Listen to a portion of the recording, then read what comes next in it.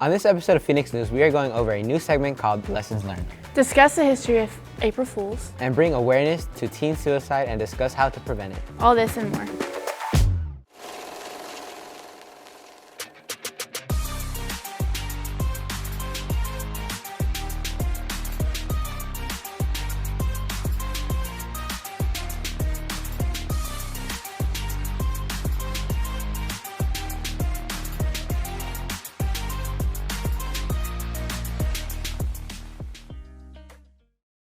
Hello everyone, I'm Dakota Young and spring break is right around the corner. But don't get ahead of yourself for it's time for Phoenix News. That's right.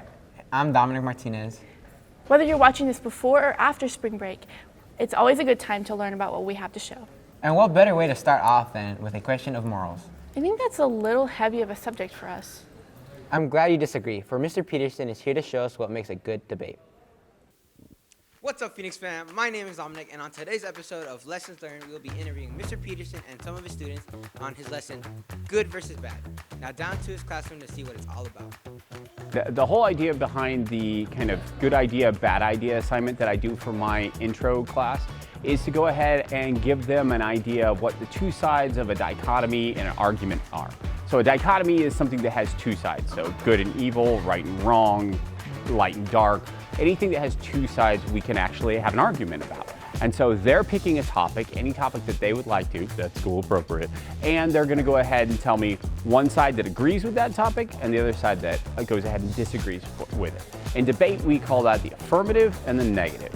So anything can be argued if it has two sides. Thank you so much for listening. I really appreciate it. And in debate, a lot of times you can make a claim all day, but you can't do the evidence person. You can do two logics, but throw something else in there. Thank you, Mr. Peterson, on that short little summary over your lesson. Now to the students to see what their overall thoughts and difficulties was about it. Overall thoughts on this lesson, I definitely think it allows for an expansion of just knowledge and understanding overall. I think it helps with our communication with our peers, considering most people in today's day and age want to immediately go to hustle and bustle, this is what I think, this is what's true. And I think the idea of affirmative and negative allows for just an expansion of that and a better environment for students. Overall, I really liked the lesson because he made it very easy to understand. The good side being, yes, I agree with this topic, and the bad side being, no, I don't agree with this topic. He made it very simple to where all his students can understand, people that were more advanced in the class, people who weren't as advanced in the class, and then just the way he connected it to affirmative and negation was very nicely done. Thank you. I didn't know there was so much to learn about debating. I'm glad I know. I wouldn't want to make a fool of myself. Talking about fools, April Fools is coming up soon. I always thought that was an interesting holiday. Do you know how it came to be? I don't, but don't fret, for our Phoenix News has put together a short presentation on the history of April Fools.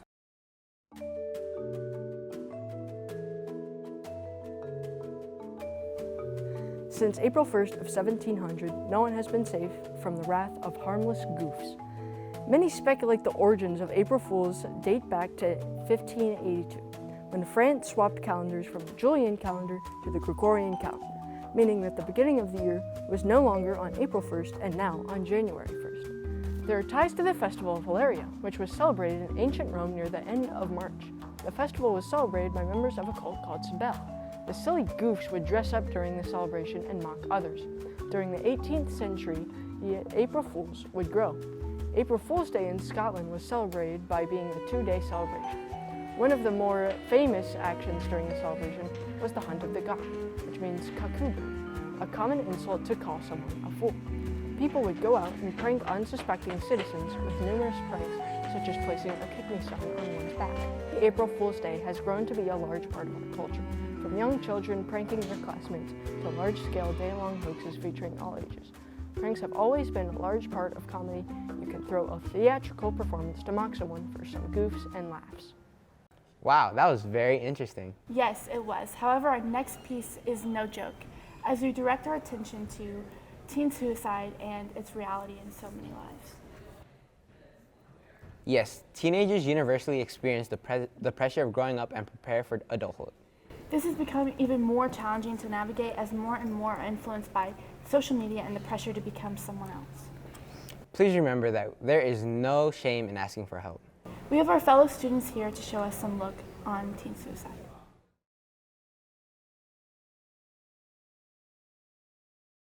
Hi, I'm Dakota Young, and today we'll be talking about teen suicide awareness. Suicide is the second leading cause of death among teenagers and young adults in America. In 2020, the CDC reported that 18.8% of our country's high schoolers have considered suicide, and 8.9% of high school students have attempted it in 2020. Today we talked to a couple of students and Ms. Scoggin, a counselor at Don Tyson School of Innovation, and about what suicide awareness looks like in schools and in the lives of our teenagers.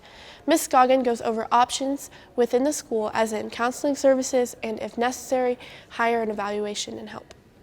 So I'm Ms. Scoggin. I am one of the high school counselors here at SOI. Mental health is something that myself and Ms. Kreisel are very passionate about, and probably the main reason we got into school counseling, just to help students who are struggling mentally, emotionally, and we want to be a source of support and guidance for those students. So often we do see students who are struggling with suicidal ideation. And I didn't know much about the meaning until I was going through it. It was just really hard times for me. I would joke about it, and I didn't think it was anything bad until, again, I experienced something and I was like, oh, this is something real, this is something serious, this is something going on right now with teens around me, with people around me. There's a difference between active and passive suicide. So, or suicidal thoughts, that is. So for active suicidal thoughts, a teen or a student may come to us and say, I'm feeling suicidal right now. I have a plan. I know what I'm going to do. I'm really struggling. I can't control my thoughts. I'm scared of what might happen. They may report things like that. And then passive suicide may just be having thoughts of man, life would be a whole lot easier if I weren't here. I don't know if a lot of students are aware, but we have school-based therapists who come in from different agencies that our school district partners with to see students who are struggling, might be going through something hard within their home life or school life. So we try to just make sure that those students are supported on all fronts, whether that be through myself or Ms. Kreisel, but also parents at home are aware of what's going on, and then also through regularly scheduled therapy appointments. If a student is actively suicidal, we do have to call a parent and ask them to come pick them up, and there are further steps that we have to take to make sure that that student is safe.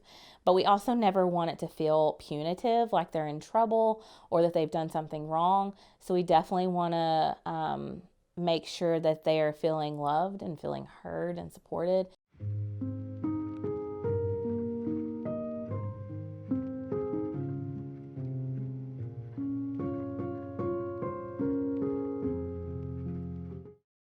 We hope that our message gets across to those needing help and know that there is someone out there who cares about you. We will be right back after these commercial breaks. Goodbye, guessing. Hello, confidence. So long, stress. Hello, security. Farewell, running to the bank. Hello, banking from anywhere.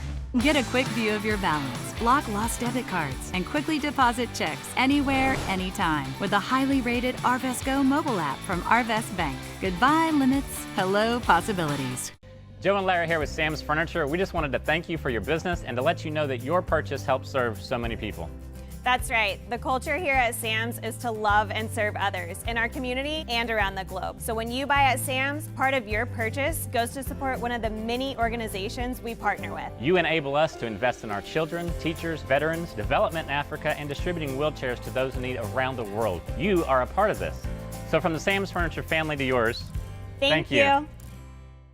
No matter what kind of car you drive, two things are always true. All tires eventually need replacing and all vehicles need servicing. Luckily for you, Big O Tires is an expert in both. We have all the name brand tires you trust for any vehicle on any road condition. And our expert services on alignment, shocks, struts, batteries, brakes, and more will keep your vehicle running as smooth as those new tires. Don't wait another day and take advantage of our good to no credit needed financing. Only at your local Big O Tires, the team you trust.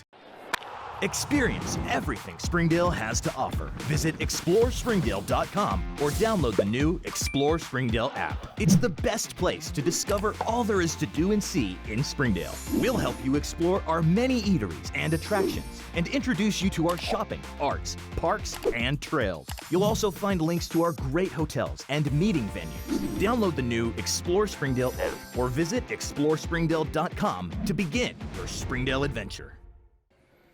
Welcome back, Phoenixes. We're going to be going over... Hey, Dakota. Hey, Dominic. What do you call an alligator in a vest?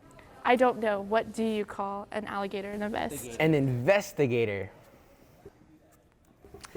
We're going to be going over the very best dad jokes, and that one was not it. Play the video.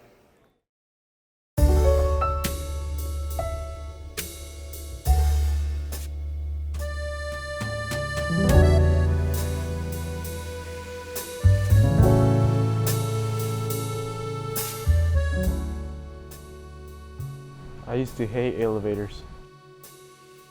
They're always up to something. What game do tornadoes play at parties? Twister.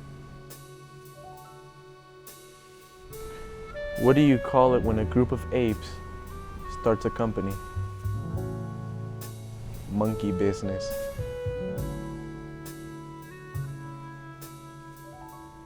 What did the apple say to the kangaroo? Nothing. Apples can't talk.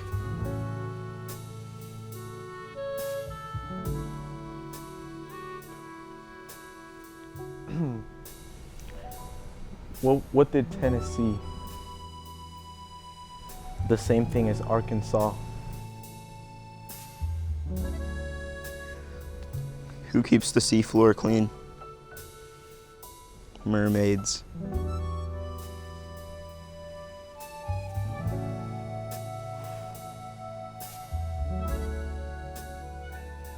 Why do bees have sticky hair?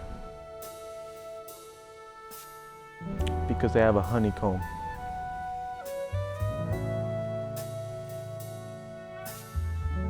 What did the candy bar say to the other candy bar? I got some Twix up my sleeve.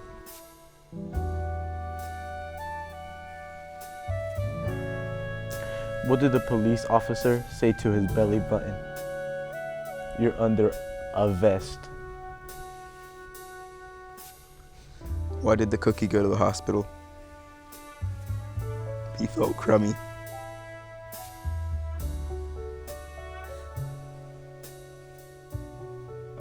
What kind of drink can be bitter and sweet? Reality. Where do pencils come from? Pennsylvania. Hold on. Okay.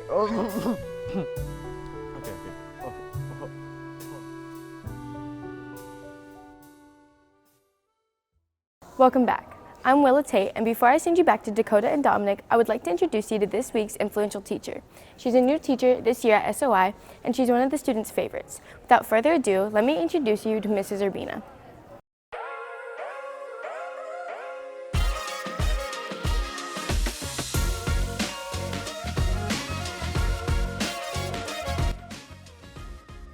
I've always known that I wanted to teach, and so getting to work in a school that I think values education and arts and music and things like that as much as I think education should, while also giving students the opportunity to go and play sports and stuff is really amazing. I have never even heard of a school like SOI, and so to be able to spend my first year teaching and learning from so many amazing teachers is really, really cool.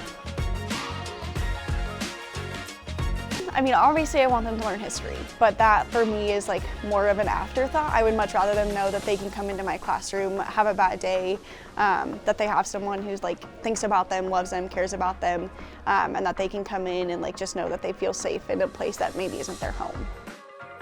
She goes one-on-one with students, so if you're not understanding something, but everyone else is, she'll go one-on-one with you and help you through it. I just really like being in her class because she is so very energetic.